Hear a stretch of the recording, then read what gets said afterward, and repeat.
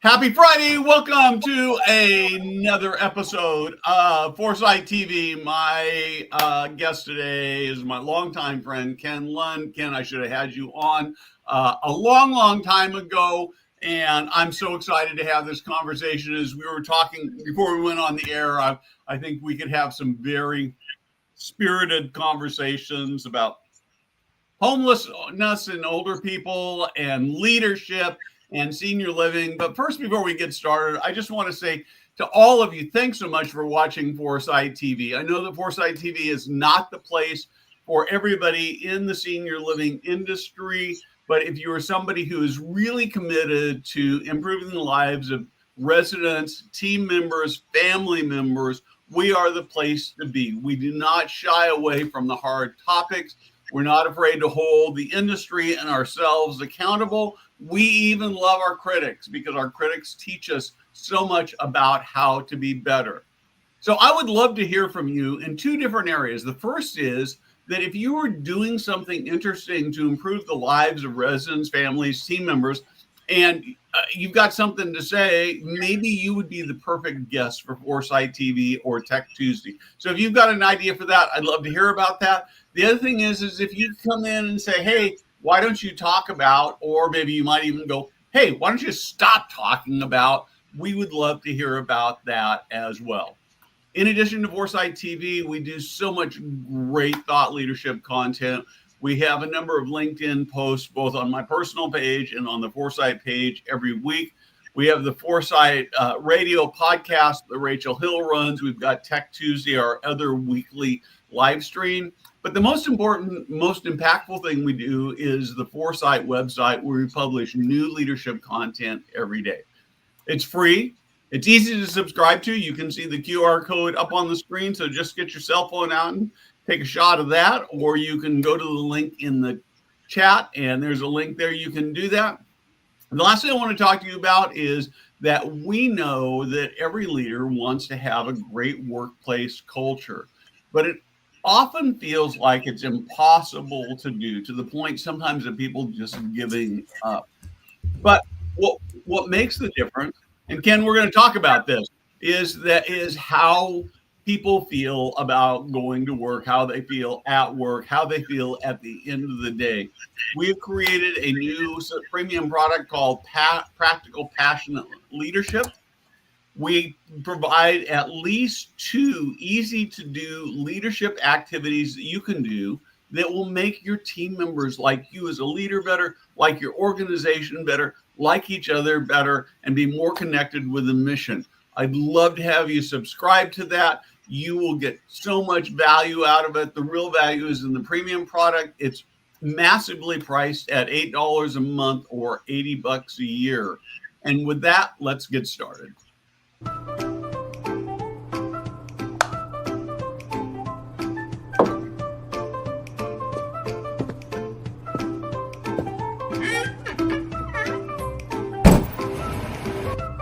Hey guys, Steve Moran here.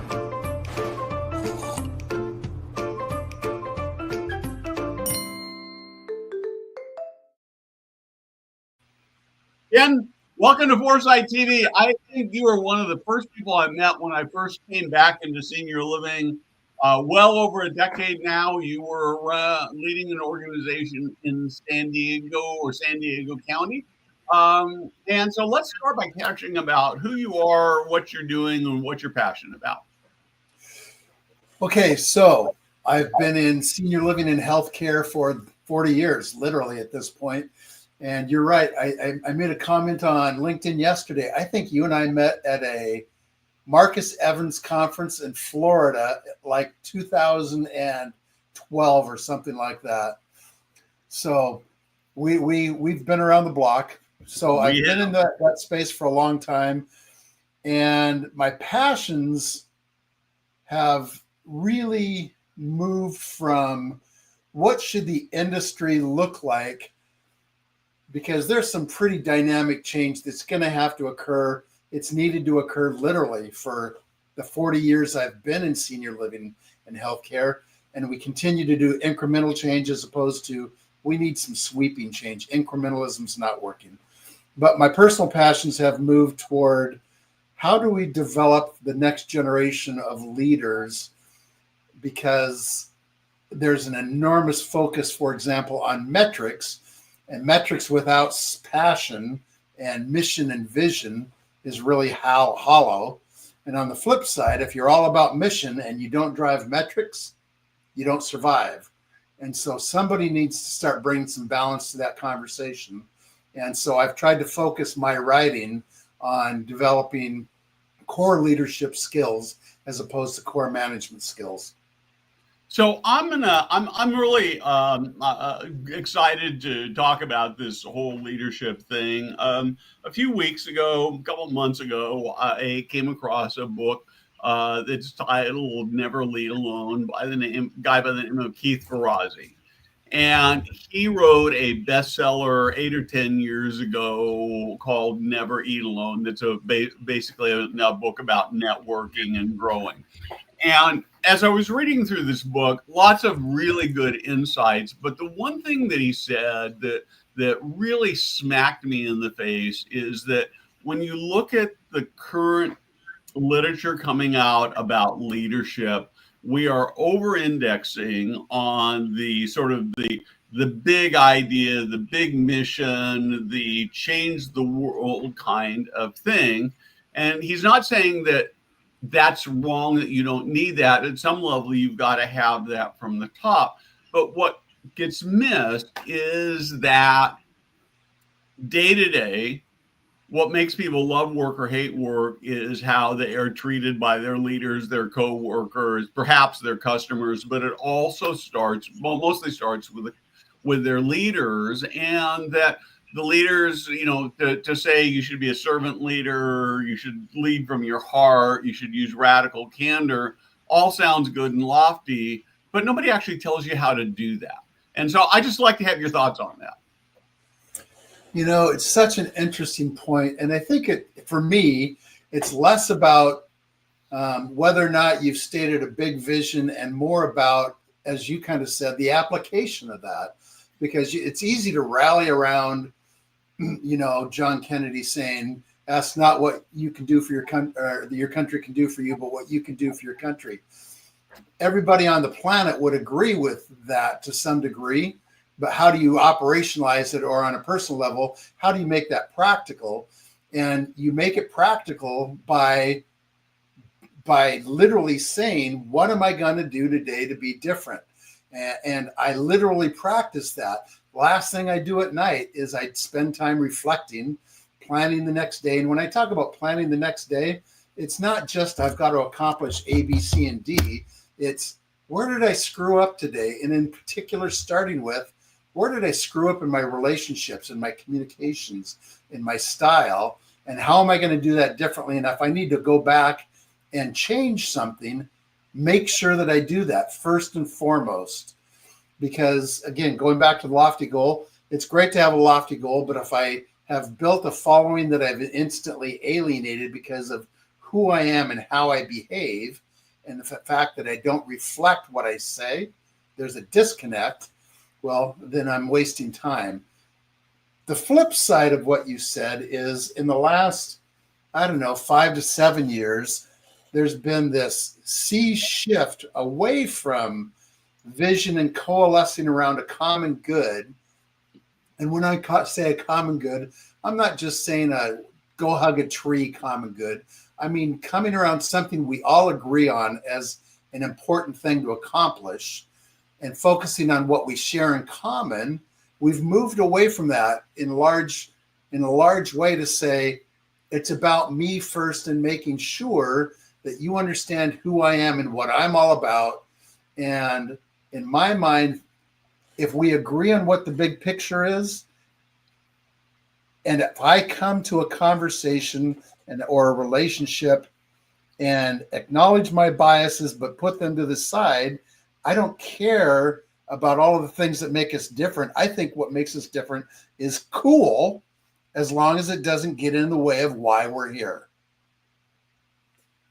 Okay, I agree with that. I think that part of the problem that I really struggle with, and I was having a phone call conversation with a friend about this yesterday. I've been in probably since the first of the year, I've been to, I don't know, 5 or 6, 7 conferences, and I want to preface what I say by demonstrating that. So I've been to a bunch of presentations, so I'm not picking on any particular person if they're watching this and saw me in the audience on this.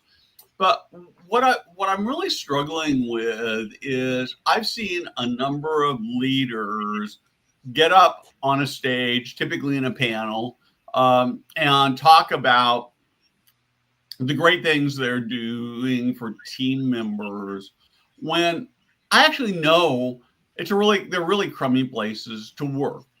And I'm trying to figure out, I mean, in some sense, you almost want to say to these conference organizers, you got to make sure they're actually doing what they say they're doing. But are people just delusional, or do they know they're not very good? Or do you have any, it's really puzzling to me. Well, if you're an outsider looking in social media in particular, one of the most interesting things that I find is who's following you. And I think one of the most humbling things, I write like it's my business, and because I just have developed this enormous passion for writing. And the most interesting thing to me, and the most humbling thing to me, is the people that followed me first and follow me consistently are people that I've worked with over the last 40 years. I think the measure of what you're asking in the environment that we're in is who's following them? Do they work with them? What are their connections to them? Because that's really having nothing to do with me. I wrote an article yesterday, or I published an article yesterday, kind of about that topic, because I knew a guy that was a CEO of a very large company that everybody loved. But they all knew his human frailty and just looked beyond that. But my point in that, and it kind of goes back to your original question, was we had a very specific big mission: save the world, save the whales, save the trees, save whatever we need to save. But there was such an enormous disconnect between how our culture behaved as a reflection of its leadership that we weren't very good at fulfilling our mission or our vision. And so I don't know that I answered your question, but I think it's pretty easy to pick up. Like you say, you can see it in a conference. I think it's pretty easy to pick up whether or not they're drinking their own Kool-Aid or really living that life. And that's not to say they're perfect. Everybody screws up. I don't know about you, Steve, but I screw up every single day in ways that are painful and embarrassing. The question is okay, now what are you going to do about it? Well, that's right. Or fix it. Yeah, the other thing, and I just wrote an article. This has not been published yet, so it's a preview. It'll come out, I guess, in the next couple of weeks. But one of the things that I believe very strongly about good leadership is that every member of a team, including the CEO, has things that they're really good at, and they have things they're really crummy at, right? And if you're the CEO, you're in the C-suite, probably this is true even with regionals and kind of almost any place at the corporate office.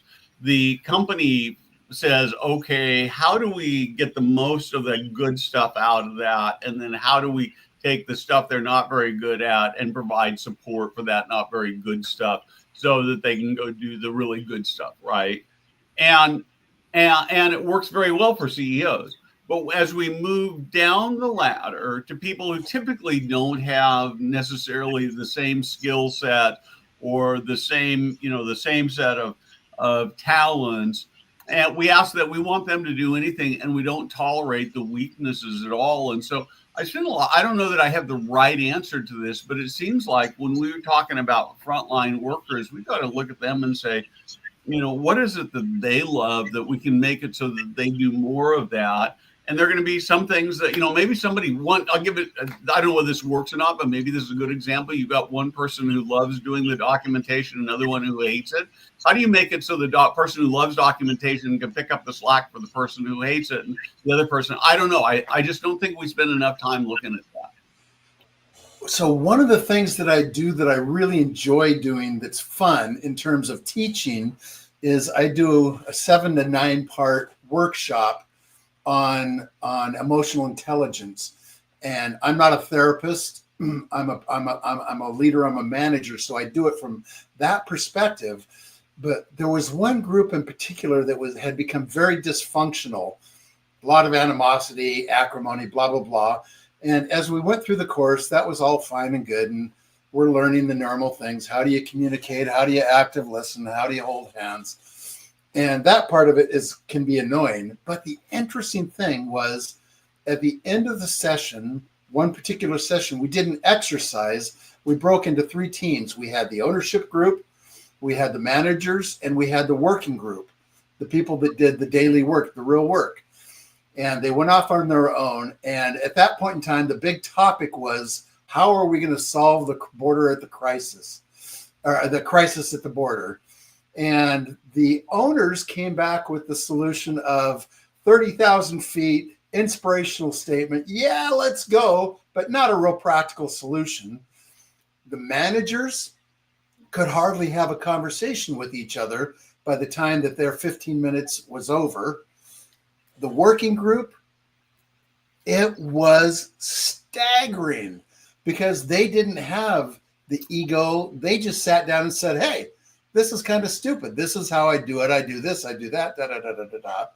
And they were given the freedom to take what they did well, to work together as a team that they defined. And they came up with what was an incredibly practical, realistic solution in less than 30 minutes. And everybody else, the managers and the leaders, their jaws were on the floor because these were the little people and they came up with a stunning solution. So I think that we've got to stop the conversation about hierarchy because that presumes that the CEO is smarter and better. It presumes that managers are smarter and better, as opposed to the CEO's got a very specific role. So when I was a CEO, everybody understood my job was to allocate resources, eliminate obstacles, and sign documents that required me to sign it as the CEO. The rest of the time, I was Ken. Yeah. And trust me, my nurses in particular had no issue with taking me down because I was trying to transition a company, and there was a lot of balancing acts that impacted nurses every day, but they felt comfortable in doing that. So I think that we have to have a conversation that is about humans, not about titles, because anybody at any level can solve almost any problem if they're allowed. Yeah, I love this so much. I think that so many of the problems that we face in senior living, that if we were to go to our frontline workers and say, how do we make this better? They'd come up with this list of things that would be practical, that would be simple, that would be cost effective to make things better. One of the things that I continue to struggle with is that I would say, we've seen a lot of negative stories in the industry about inadequate care in senior living over the last few weeks that are really distressing me and making me even feel more distressed. As I've had a lot of conversations with people who, many of whom are in or around the senior living or the aging services space, that have had relatives in senior living with fairly high care needs, and how terrible it has been for them and their families and their loved ones who are in senior living. And I'm more and more coming to the belief that senior living actually works best for people who don't have real significant medical needs, but have mostly social needs with a few ADL needs. But we like the people with high medical needs because we get to charge a bunch of money. And so we've got this problem of how do we provide for those carers? I've had this experience with my stepfather, and the way I'm going to do it for him is I'm going to put him into a 6-bed community if and when we need to go back to senior living because he needs that level of attention. But it breaks my heart because I think we should be able to do that at an enterprise level. Am I just wrong about that? No, you're not wrong about it. I would tell you that I have a little bit different perspective. It's easy. Owner-operators are an easy target, and for a couple of reasons. First of all, they're the ones providing the care, right? And they're by and large in it for profit. And before anybody says, well, hold it, there's all kinds of not-for-profits that do it. Not-for-profit is a tax designation, and if they're not profitable, then they're not in business. That's right. So when I say for-profit, they're all for-profit. I don't care what their tax designation is. So they're easy targets, but they are symptomatic to the real problem in my mind. And going back to incrementalism, for the 40 years I've been in healthcare and senior living, every couple of years we come out with what we believe is a radical change, going from a point of service type of a billing system to a RUG system to a PDPM or a PDGM system, which is all about billing, right? It's really not about care delivery, because when you talk about billing, the operator is going to say, well, that's my new system. How do I exploit that? And I don't use exploit in a negative way. That's their job, to generate revenue as they deliver care.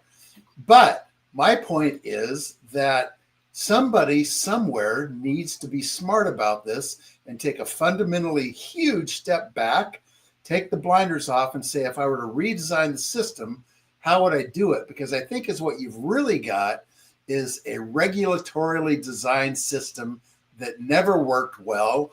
And as you incrementally change it, it gets worse. And I'll give you an example. You and I have talked about this before. America is overbedded in skilled nursing across the board, but in certain states by as much as 2 to 1. They've got 50 or 60% average occupancy, which makes no sense. But that's their license says you're skilled nursing. And based on that, you've got to provide certain levels of staffing, certain things, certain features, certain benefits, blah, blah, blah, blah, blah. And by the way, in many states, you can only get senior housing for indigent people or low-income people that's paid for by the government by getting a doctor to say they have a medical need and they belong in skilled nursing. Okay? That's I'm not saying that's good or bad. I'm just saying that's the reality. That's right. Yeah. We're moving away from that. But if the government were to come back and say, you know what, let's take a step back and say, what different stratifications do we need from independent to hospice, and allow that system to find some level of equilibrium so that if I'm a skilled nursing operator in Texas, for example, and I've got 50 buildings and those 50 buildings are 60% occupied, I'm hanging on by a thread, right? But if I could co-license my building and create wings that are independent and to get services delivered through an independent model, but anything that has a healthcare relation, that comes through a home healthcare agency or it comes through a hospice. It's still licensed, it's still regulated, but it's an entirely different model. Why? Because there's less staffing allocated to it, but the home healthcare model is what the government prefers. That's crystal clear, right? Yep. And that would allow the operators to re-license their building in a way that makes sense for their population. Yeah, I think this is. I think the whole licensing reimbursement scheme. I mean, as you know, it's a mess, right? It's crazy. It doesn't provide optimal flexibility for the real needs of real human beings, and I'm concerned right now with the assisted living environment right now, because as we have these stories coming out, I'm really fearful we're going to see increased federal scrutiny. The thing that stands in the way, of course, is the federal government's got a lot of problems they're fighting right now, and it may be that ultimately they decide that assisted living is not worth it. But as we get more regulations, it'll only make it more expensive, make it harder to deliver care. And so we are really, but I think what you're describing is we need a better system where it starts with, let's take each individual, figure out what is going to give them the best living experience, and figure out if they need financial help from the government, how to do that in the least costly setting. And we don't even come close to that now. Well, and we don't even need to say the least costly setting. If we started off and said, whether it was a private home like you're talking about or a building with 300 apartments, if every one of those units was independent living, you're just renting an apartment. Yep. But just like when you go on a cruise, or just like when you check into the hotel, or just like when you buy a house, somebody puts a menu in front of you and you customize your experience based on your need. Some of those are going to be licensed and regulated. Some of those aren't. But if you went through that process and you created that custom order for Steve's uncle or that member that you were talking about, now you've got customized living that covers housing first, food and hydration second, socialization third, and last, and intentionally last, is healthcare. Because if the other three are well done, your healthcare need goes way down. That's right. But now you've got a customized program you can deliver in any environment. Yep. Yeah. I love that so much. So we've only got a few minutes left, and you and I talked before we went on the air about this really interesting phenomena. And you didn't tell me what it was, but you told me you have a solution for it. So I said, to set the stage, several years ago, Nick did a big study that looked at the need for middle market senior living. And what they found was that the study showed, as they interpreted it, this massive need for a middle market product that largely didn't exist. Honestly, I thought the study showed something different. I thought the study showed that there were a massive number of middle market people who actually were finding housing. But as I've been watching the data over the last 2 or 3 years, I'm becoming increasingly concerned that we have a middle income and a lower income senior living problem that we don't know how to solve. And sort of prepping for this, I was looking, I think one statistic I saw said that as many as 1 out of 4 of the people who are homeless are over age 50 or over age 60, something like that. That's a shocking number. 26% are over 55, and 1 in 5, so 20% are over 60. It's a staggering number, and we briefly touched on that, and we've got 7 minutes. So I think there is a problem. And my comment earlier was, I'm a fiscally conservative person, and it's a dichotomy for me, because on one hand, I sit there and say, well, I've spent my life saving and doing this and doing that to make sure that I would have a safe and secure retirement. But the flip side of that, and I was always told when I went into the workforce, and I went into the workforce at the ripe old age of about 12. But what I've taught my kids is, if you, from the day you start working on, if you save 10% of everything you earn, you will never have a problem. Well, that's all well and good. And that's the long-term solution. The long-term solution, in my mind, if you were to ask me, is we go to more of a forced savings. 401ks were a clever idea to move away from institutional pension plans. And by and large, they're a complete failure that nobody wants to talk about. But if you said, okay, the employer and the employee jointly contribute 3 to 4% or whatever it is to Social Security, and you went out tomorrow and said, we're going to mandate starting tomorrow that it's going to double. It's going to be 7%. But that's done from day one on. By the time that person hits 70 years old, they're pretty self-sustaining, but they can't ever touch that. They can't use it to buy a home. They can't use it for anything, which is what we've done with 401k plans. Yeah.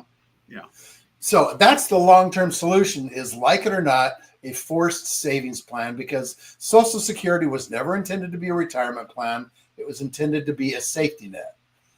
So that's the long-term solution. Short-term solution is, if you, in my community, Clark County, Washington, there's a 3 to 5 year waiting list for affordable housing. And the number that I've got written down is it's 1,200 people out of 500,000. 1,200 people doesn't sound like that big of a deal. Well, that's 1,200 that are homeless. There's actually 3,000 people waiting for the 76 beds or rooms that are available. And if you extrapolate that nationally, that same percentage, if you will, that means that there's almost 900,000 people nationally that are trying to find a way into affordable housing. That's not a little problem. It's not. It's a huge problem. So how do we solve it? Well, I told you what I believe the long term. Yeah, but what's the short term? What do we do about it right now is my question. I mean, well, there's a guy by the name in Portland by the name of Brian McCarl. He runs a company. It's a not-for-profit company called Specialized Housing. And I facilitated a conversation about senior housing and affordable senior housing in particular on March 19th. And he was one of the guest speakers. And again, his answer, just like my answer for long-term, it's pretty simple. Fund it, right? But it's self-funded. His answer was pretty simple. There is no way that we can institutionally solve that problem by just starting today, because by the time we bring enough product online, it's 10, 15 years down the road, and it's already exploded. Short term, he said that we've got to do flat, low tech, which was start converting more residential houses to board and care or adult family homes that you mentioned. And I think the second thing that you could do to free up an enormous number of beds is to allow for multiple licenses in the same building, so that if you're skilled nursing, for example, and you're sitting 50% empty, well, if you change it to a different form of a license, and I don't pretend to be bright enough to tell you what that license is, but if you change it to allow them to bring people in, that problem frees up hundreds of thousands of beds. Yeah. So I was at Leading Age California last week, and they were one of the most interesting sessions. I'm going to do some writing about this, even though it's a very sort of California specific. There were two CCRCs that took their skilled nursing and delicensed them and turned them into I'm drawing a blank on the term, but sort of high level assisted living. And then they have contracts with skilled nursing communities, buildings in the area for a very occasional need. And it makes a lot of sense. And so, again, this sort of comes back to this flexibility. We have got to figure this out. California, in some sense, is very fortunate. We've got 6,000 to 7,000 of these sort of board and care, small homes. Some of them are real high end. A lot of them will take SSI. They're not very fancy, but they do a nice job of providing care and keeping people off the streets. But I think that when you start looking at the increasing cost of fees in assisted living, not enough nursing home beds, we're facing a crisis, and it's something we need to be talking about. Yep, agreed. So we are really out of time, but if you were talking to a new leader, I want to ask you this one question before we get started. Actually, I had two questions for you, but this one's the first one. If you're talking to a brand new leader who says, I really want to do it right, what advice would you have for them?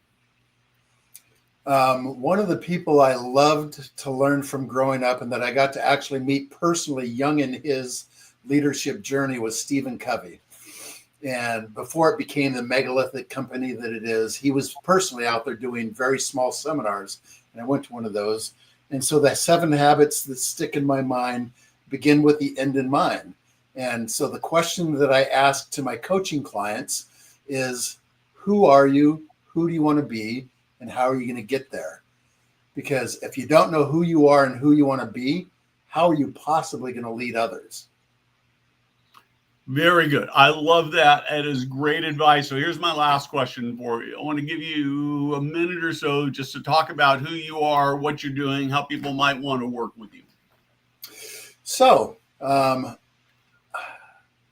do coaching and leadership development. That's anything from seminars to personal one-on-one coaching. And revenue-wise, a big part of what I do is the coaching.